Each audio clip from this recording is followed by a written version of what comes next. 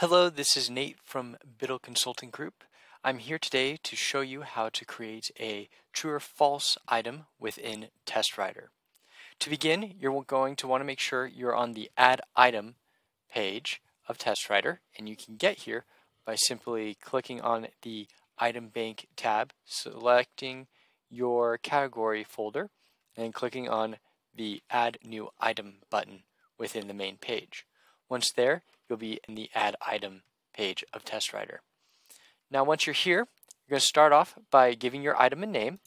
We're going to simply call it sample true/false test version 1.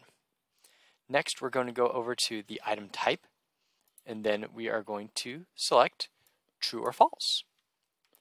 Now, if you do have a KSA standard, as a reminder, you do want to fill out the KSA standard so that you can have your test validated. This is only if you're going to put this test through validation. So if you're not going to put it through validation, do not worry about this section. Just move right along.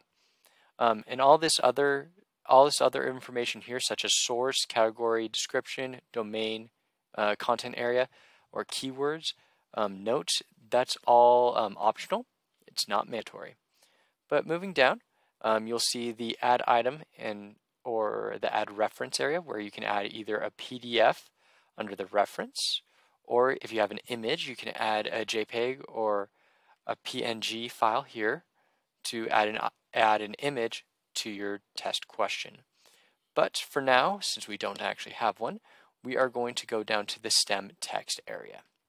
Now in the stem text area, you're going to type in your true or false statement within the stem text field.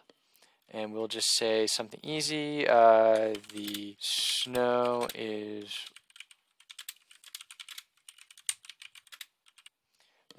white on the mountaintop.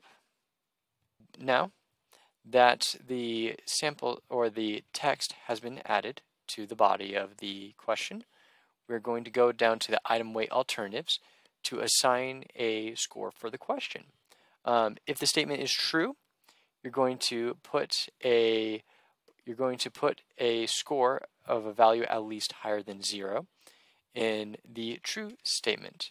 If it is false, you'll put a value greater than 0 in the false section. Since snow is white on the mountaintops, typically, we'll put a 1 in the true text field for now. And once you've done this, you can either click on the Save and Return to the Item Bank home to return back to the Item Bank home page, or you can click on the Save and Print option to print out a document or a Word document for the item, or you can click the Save and Add New with same item type to add a new true or false question to your category folder. For now, we're going to simply click on the Save and Return to the Item Bank home. This saves your item, and it will now be part of your category folder. You'll see it within this page here. If you ever want to review any of your items, you can either edit them by clicking on the pencil icon. To preview the item, you can click on the View icon. To copy it, you can click on this item here, or to delete it, you can click on this icon here.